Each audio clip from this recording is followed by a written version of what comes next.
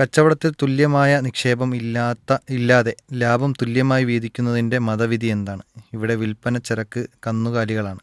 ചരക്ക് വാങ്ങുന്നത് ഒരാളും പിന്നീടങ്ങോട്ടുള്ള ചെലവുകൾ പരിപാലനങ്ങളും മറ്റൊരാളുമാണ്. ഇവിടെ നമ്മൾ മനസ്സിലാക്കേണ്ടത് ഈ പറഞ്ഞ രീതിയിലാണെങ്കിൽ പ്രശ്നമൊന്നുമില്ല. അതായത് ഒരാളുടെ അധ്വാനമാണ് അയാൾ ഷെയറായി കാണുന്നത്, മറ്റാളുടേത് എന്താണ് പണമാണ് ഷെയറായി കാണുന്നത്.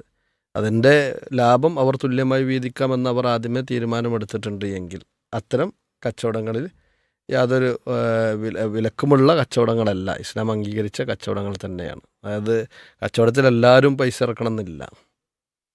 അത് ആദ്യം തന്നെ ഇസ്ലാം അംഗീകരിച്ച കുറേ രീതികളുണ്ട്. ആ രീതികളുടെ കൂട്ടത്തിൽപ്പെട്ട ഒരു രീതിയാണിത്. ഒരാൾ പണം ഇറക്കുന്നു, രണ്ടാമത്തെ അപ്പോൾ അയാളുടെ ഷെയർ എന്താണ്? പണമാണ്. രണ്ടാമത്തെ ആളെ ഷെയർ പറഞ്ഞാൽ അയാളുടെ അധ്വാനമാണ്. ഇനി അതിൽ കിട്ടുന്ന ലാഭം രണ്ടുപേരും എന്താകുന്നു?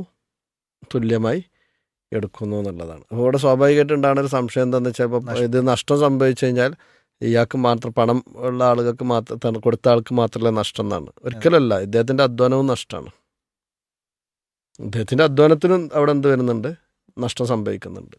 മാത്രമല്ല ഇത്തരത്തിലുള്ള കച്ചവടങ്ങൾ നമ്മളെപ്പോഴും മനസ്സിലാക്കേണ്ടത് സ്ലീപ്പിംഗ് പാർട്ട്ണർ എന്നാണ് പറയുക. ഈ പണം ഇറക്കണാക്ക് അയാൾ പ്രത്യേകിച്ച് എന്തുണ്ടാവില്ല, അധ്വാനത്തിന് മറ്റൊന്നും ഉണ്ടാവില്ല. അപ്പോൾ നഷ്ടങ്ങൾ സംഭവിക്കുമ്പോൾ സ്ലീപ്പിംഗ് പാർട്ട്ണർക്ക് നഷ്ടം സംഭവിക്കുക എന്നുള്ളത് സ്വാഭാവികമാണ്. ആ സമയത്ത് ഞാൻ ഇത്ര ഇറക്കിയിട്ടുണ്ട്, അതെനിക്ക് കിട്ടണം, തിരിച്ച് കിട്ടണം എന്നൊക്കെ പറയുക എന്നുള്ളത് അതൊരിക്കലും എന്തല്ല, ശരിയല്ല. അങ്ങനത്തെ കരാറുകൾ ഉണ്ടാക്കാനും പാടില്ല. അങ്ങനെ കരാർ ഉണ്ടാക്കുമ്പോൾ ഷുറൂത്തും ഫിൽ ബൈ എന്ന് പറയും. കച്ചവടത്തിൽ രണ്ട് രൂപത്തിലുള്ള ഷർത്തുകൾ പണ്ഡിതന്മാർ പറയും. ഒന്ന് ഷുറൂത്തുൽ ബൈ, രണ്ടാമത് ഷുറൂത്തും ഫിൽ ബൈ. ഷുറൂത്തുൽ ബൈ എന്ന് പറഞ്ഞാൽ അള്ളാഹു സുബ്ഹാനഹു വതആല അവൻ നിശ്ചയിച്ച് തന്നിട്ടുള്ള കുറേ നിബന്ധനകളുണ്ട് കച്ചവടവുമായി ബന്ധപ്പെട്ട് ശ്രദ്ധിക്കേണ്ട. ആ നിബന്ധനകൾക്കാണ് ഷുറൂത്തുൽ ബൈ എന്ന് പറയാം. രണ്ടാമത്തെ ഷുറൂത്തും ഫിൽ ബൈ എന്ന് പറഞ്ഞാൽ കച്ചവടം നടത്തുമ്പോൾ ഞാനും നിങ്ങളും തമ്മിലൊരു കച്ചവടത്തിൽ ഏർപ്പെടുകയാണെങ്കിൽ നമ്മൾ തമ്മിൽ പരസ്പര ധാരണയിൽ ഉണ്ടാക്കുന്ന കുറേ നിബന്ധനകളുണ്ടാവും.